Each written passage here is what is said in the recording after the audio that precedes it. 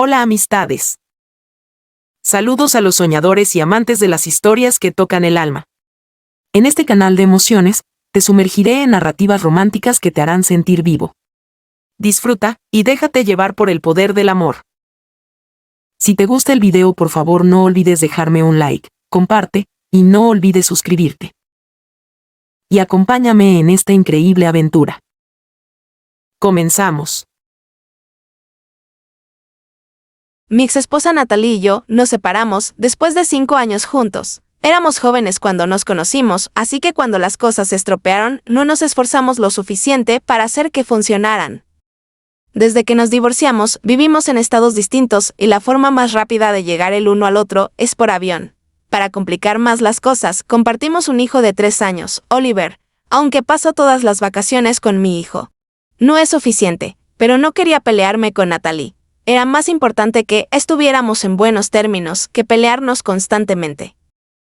Oliver no merecía estar en una familia en la que los padres se pelearan constantemente. Yo lo creía, y Natalie también, todas las noches antes de acostarse.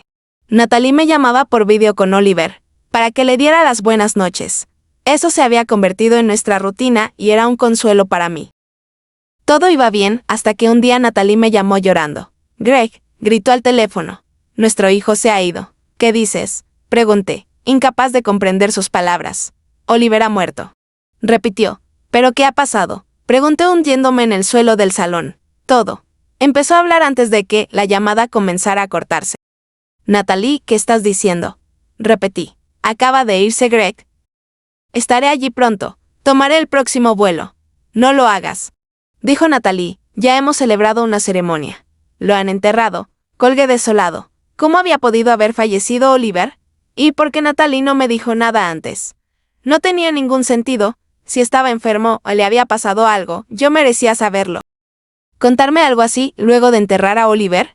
Natalie tuvo tiempo de llamarme y avisarme, pero decidió no hacerlo. Compré un boleto de avión para ir de inmediato a ver a Natalie.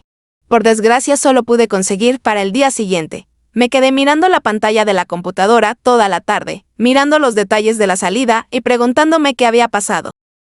No podía creer que Oliver, mi pequeño, estuviera muerto. Odiaba a Natalie por no haberme avisado del funeral. ¿Cómo podía olvidarse de decírselo al padre? ¿Y si no me avisó Natalie por su dolor? ¿Por qué no me llamaron sus padres? O incluso Mike, su nuevo esposo. Al día siguiente, mientras hacía las maletas, recibí una llamada de Mike. «Hola Mike», le dije. «Estoy en camino. Llegaré esta noche». «Espera Greg», dijo en voz baja. «Tengo que decirte algo». Las palabras que dijo Mike me conmocionaron hasta la médula. Natalie ha perdido la cabeza. Se lo ha inventado todo. Oliver está vivo. ¿Qué? ¿Estás seguro de lo que dices?, pregunté atónito. «Natalie se lo ha inventado», repitió Mike. «Oliver está con sus abuelos». Resulta que, mientras yo me pasaba toda la noche llorando a mi hijo, Natalie se había inventado una historia con la esperanza de que yo saliera de su vida para siempre. Tenía sentido. Sin Oliver no necesitaba estar en contacto con ella. Según Mike, a Natalie se le había escapado que no quería que yo siguiera interfiriendo en sus vidas. A pesar de las súplicas de ella, Mike dijo que me llamó inmediatamente después de saber lo que su esposa me había dicho. Ahora sabiendo la verdad, sentí una montaña rusa de emociones. Mi hijo estaba vivo, pero también estaba furioso con Natalie. Incluso después del divorcio, nunca mencioné que quisiera la custodia exclusiva de Oliver. El niño nos necesitaba por partes iguales a ambos. Pero que ella llegara a esos extremos para quedarse con Oliver, recogí el resto de mis cosas y me fui al aeropuerto. Necesitaba saber más. Cuando Natalie abrió la puerta, se le llenaron los ojos de lágrimas y le temblaron los labios. «Greg», dijo mansamente dejándome entrar. «¿Cómo has podido hacerme eso?», pregunté, dejando mi equipaje en el pasillo. «Pensé que me quitarías a Oli», dijo. «Pero, ¿por qué haría eso?», le pregunté. Era una idea ridícula. «Porque estoy embarazada. Me preocupaba que me quitaras a Oliver en cuanto te enteraras. Tendría otro hijo conmigo, y tú querrías tener a Oli contigo, eso es lo que pensaba». Natalie empezó a llorar, claramente conmocionada por sus actos. «Natalie», dije en voz baja, consciente de que Mike había entrado en la habitación. «Esto cambia las cosas. Pero no excusa lo que hiciste. Ayudaría si hubieras confiado en mí lo suficiente como para ser abierta y sincera. Nunca te habrías separado de Oliver. Nos necesita a los dos. Pero estoy muy enfadado y dolido por la mentira. Pasé horas pensando que mi hijo estaba muerto.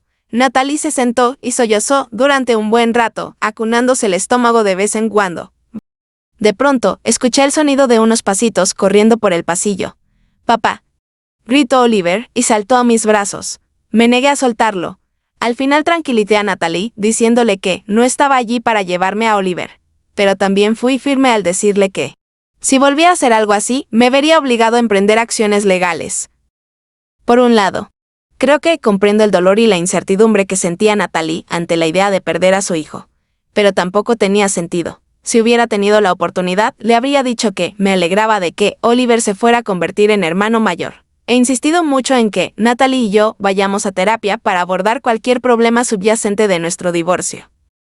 Mike ha sido una gran fuente de apoyo para ella.